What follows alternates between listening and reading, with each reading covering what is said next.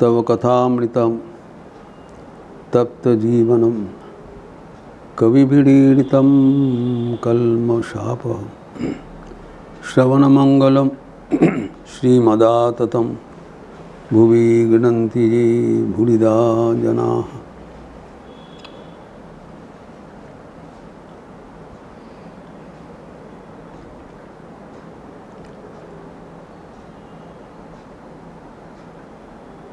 सत्प्रसंग का बात चल रहा था।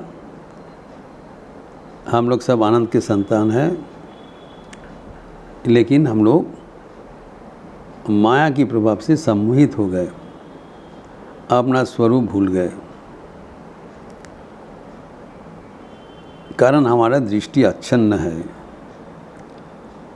विवेक अच्छन्न है, और वो भगवान का रचित अष्टपाद युक्त माया हमें चारों ओर से बंधन करके रखे हैं। अगर बंधन का क्या विश्लेषण है हम जान जाएंगे तो हम लोग प्रयास करके बंधन मोचन भी कर सकते हैं। नॉलेज इज़ पावर, इसके बारे में हम लोग देखे हैं अष्टपाश में।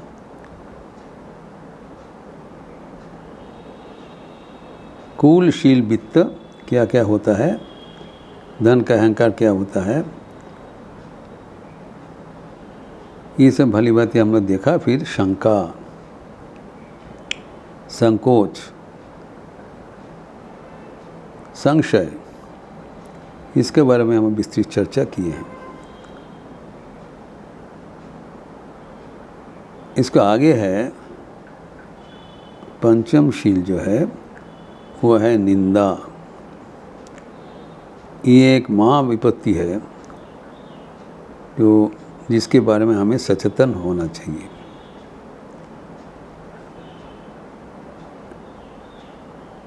एक बात तो बहुत अच्छा है कि किसी को निंदा करने से हमारे इतना अच्छा लगता है। एक रोचक प्रसंग है, कोई भी किसी का भी निंदा शुरू हो जाए, सब कुछ उसमें योगदान करते हुए आनंद उठाते हैं। हम नहीं जानते हैं कि यही हमारे निरानंद का जड़ है। इसलिए श्री माँ शारदा देवी के जो अंतिम निर्देश है, लास्ट मैसेज है श्री माँ शारदा देवी, अगर शांति चाहते हो किसी को निंदा मत करो।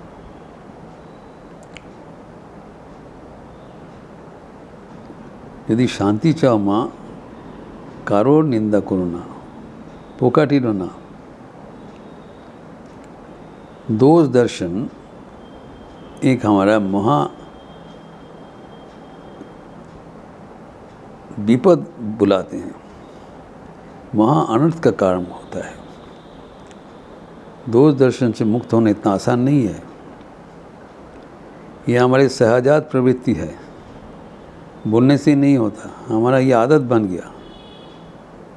कहीं भी जगह में किसी का हम दोष दर्शन करते हैं, माँ कहते हैं अगर दोष दर्शन करना है तो अपना स्वयं का दोष देखो। दोष दर्शन तो आदत है, हम नहीं छोड़ सकते हैं, तो माँ उसको ओरिएंट कर देते हैं। अगर दोष दर्शन करना ही है तो अपना दोष देखो, अपने को संशोधन करो। ये सहज बात बताया। और दोष दर्शन हम कैसे बंद करें उसका भी समाधान माने वही उपदेश में दे दिया। जगते केउ पर नय मा,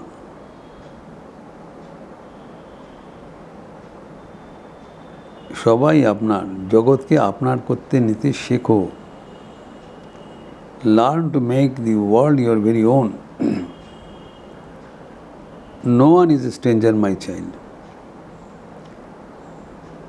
जो ये वेदांत का चरम व्यवहारिक प्रयोग है। वेदांत कहते हैं सबके भीतर वही आत्मा विराजमान है। हमारे भीतर जो परमात्मा है और औरों के भीतर जो परमात्मा कोई भिन्न नहीं है, एक ही परमात्मा का विभिन्न प्रकाश है। अगर वही परमात्मा हमारे भीतर है, अगर उसको औरों के भीतर हम दर्शन करें तब दूरदर्शन का कोई अवकाश नहीं रहेगा। तो जो हमारे जो व्यक्तित्व का पीछे छिपा हुआ जो आत्म चैतन्य है उसको बारे में ध्यान देना चाहिए। जब हम दोष दर्शन करते हैं उसका कारण हमें समझना चाहिए कि हम क्यों दोष दर्शन करते हैं। ये हमारे अहंकार का एक वृत्ति है। हम अपने को अच्छा बनाना चाहते हैं, अच्छा दिखने चाहते हैं। अगर औरों को हम दोष दृष्टि से देखकर उनके कोई कमियां निकले तो तुलनामूलक चिंतन से वो मैं उनसे सुपीरियर बन जाऊँगा। वो दोष हमारे भीतर नहीं है, उनके भीतर है, उनका कमियां हैं, तो मैं अच्छा हूँ वो बुरा है। ये जो दोष दर्शन से क्या विपत्ति होता है, स्वामी विवेकानंद कहते हैं, जो किसी को अगर दोष तुम देखोगे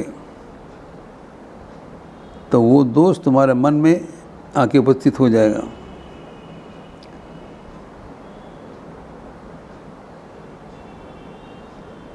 जो गंदगी बाहर में है वो आप अपना मन में, अगर अपने मन को कलुषित नहीं करके किसी का दोष अब नहीं दे सकते हो। कलमश जो है, औरों का दोष बाहर में है, वो हम दोष जब दर्शन करेंगे तो उसके बदले में हमारा चिंतन भी होगा। तो जो बाहर में था दोष वो हमारे भीतर में आ गया। तो दोष दर्शन इतना खतरनाक है कि वो दोष दृष्टि से हम अपने को कलुषित करते हैं, अपने को नुकसान करते हैं। तो ये सबसे बड़ा बेवकूफ़ी है कि जो गंदगी बाहर में है अगर रहे भी कभी उसको भीतर में नहीं लाना चाहिए। स्वामी जी कहते हैं उसको नो एंट्री लगा दो। कभी भी किसी अवस्था में भी किसी को दोष दर्शन करने से अपना मन कलुषित होगा। ये तो एकदम बेवकूफ़ी का बात है, कभी ये नहीं होना चाहिए।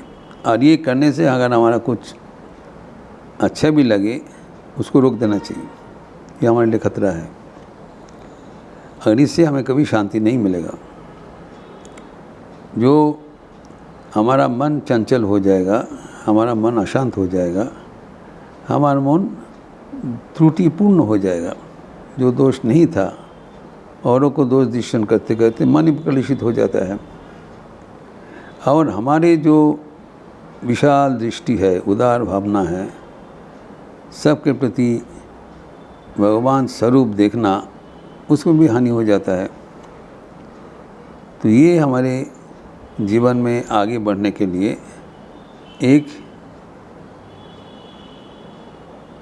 प्रतिरोधक है। इसको हमें सर्वदा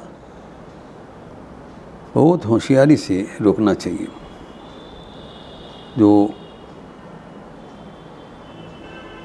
दोष दृष्टि एवं समालोचना, इसको जो कहा जाता है असूवा के भाव, अगर किसी को साथ बैरी भाव नहीं होता है तो उनको दोष नहीं देख सकते हैं। जो अपना दोष कोई नहीं देखते हैं। तो जब अपनापन रहेगा, दोष दर्शन करने का, दो दृष्टि हटाने का जो रहस्य है वो है कि अपना पर्या भाव, जो कि माँ कहते हैं, जो अपना दोष हमें अगर कोई रहे तो हम उसको ध्यान नहीं देते हैं। हम जिसको प्यार करते हैं उसको दोष दृष्टि हम नहीं करते हैं, उसको उपेक्षा करते हैं। और हम सबसे ज़्यादा प्यार किसको करते हैं? अपने को, स्वयं को। इसलिए स्वयं का दोष दृष्टि कभी नहीं होता है। जो जिसका अपना संतान विकलांग भी हो तो कभी उनको बुराई नहीं लगता है, औरों को संदर्भ को लगेगा, क्योंकि उसमें अपना प्यार है, अपनापन है। तो माँ का सहज समाधान है, अगर तुम सबके साथ वो प्यार का संपर्क रखोगे, अपनापन रखोगे, तो दोष दृष्टि होएगा नहीं। जहाँ पर अपनापन है वहाँ पर दोष दृष्टि नहीं रहता है। दोष होने से भी हमें नज़र में नहीं जाता है। We cannot see fault of myself और those of our very own. So अगर दोष दृष्टि से हमारा मन अशांत हो जाता है, तो दोष दृष्टि से मुक्त होने के लिए जो समाधान है कि अपने पर्या भाव नहीं रखना, सबके भीतर ब्रह्म दर्शन करना। हमारे भीतर जो ईश्वर है, सबके भीतर वही ईश्वर है। अगर ईश्वर का हम प्यार करते हैं तो ईश्वर का कोई दोष हमें दिखाई नहीं पड़ेगा। जब हमारा दृष्टि में ईश्वर भावना नहीं रहेगा तभी दोष दृष्टि आएगा। ये तो सीधा बात है। तो दोष दर्शन हटाने के लिए माँ का सहज समाधान है, कोई तुम्हारे पर नहीं है। ये शास्त्र का बात है, ये कोई कल्पना नहीं है। ये जो अपने पर्या भेद ये काल्पनिक है। एक ही परमात्मा सबके भीतर विराजमान। जब मन शुद्ध हो जाता है, मन भगवान में तल्लीन हो जाता है, तब क्या होता है?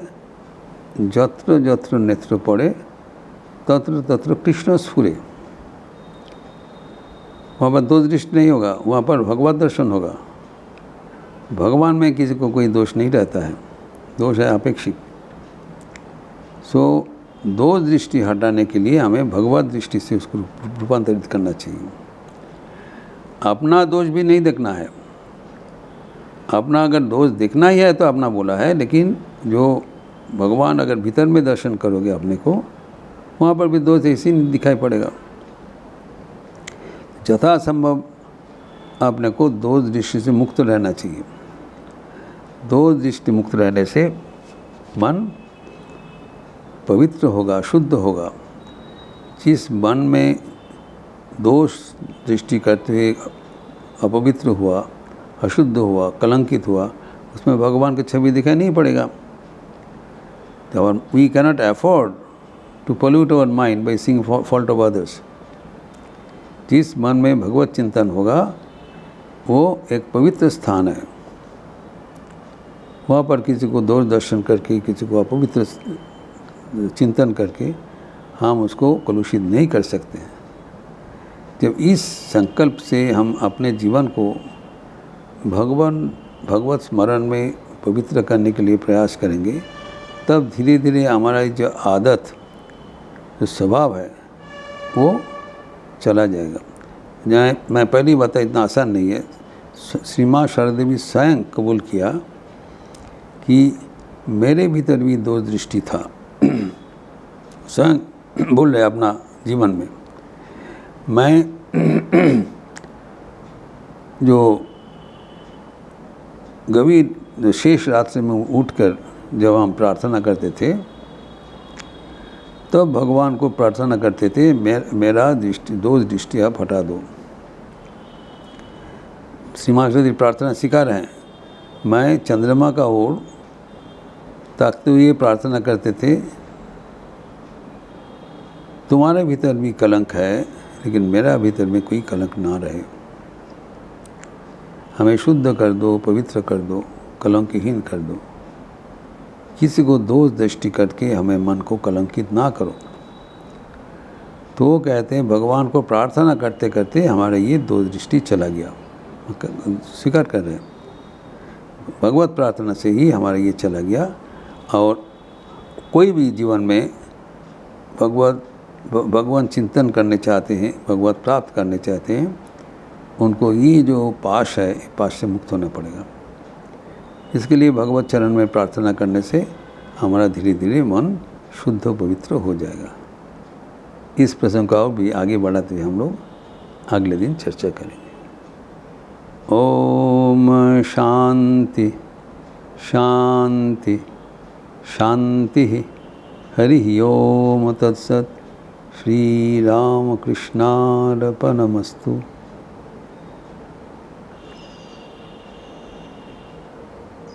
आज महानवमी तिथि है।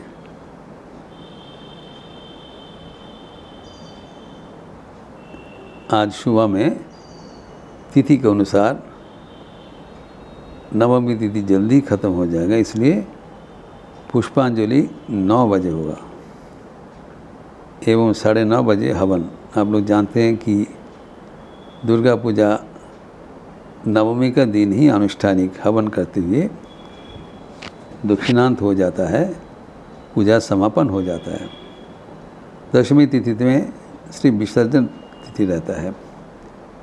अनुष्ठानिक पूजा कृत्य नवमी के हवन के साथ संपन्न होता है, जो कि सुबह 9:30 बजे होगा, क्योंकि नवमी तिथि जल्दी समापन होगा। उसके बाद भोग अर्पण इत्यादि एवं शाम को संध्या रीति के उपरांत यथारीति विशेष सांस्कृतिक कार्यक्रम, वायलिन वादन, लखनऊ के मशहूर वायलिन वादक, आकाशवाणी एवं दूरदर्शन से ख्याति संपन्न पंडित अशोक गोस्वामी जी मठ के परम भक्त है, वायलिन प्रस्तुत करेंगे एवं उनके साथ सारंग पांडे जी तबला में संगत प्रस्तुत करेंगे। दोनों ही बहुत मशहूर कलाकार है और YouTube चैनल में भी दिखाई पड़ेगा। इसके साथ साथ तो भक्ति गीत, शाम को अयगिरी नंदिनी भजन, काली कीर्तन इत्यादि भी रहेगा। ये सब अनुष्ठान में आप सबका स्वागत है। अच्छे रहिए, स्वस्थ रहिए, आनंद में रहिए। नमस्कार।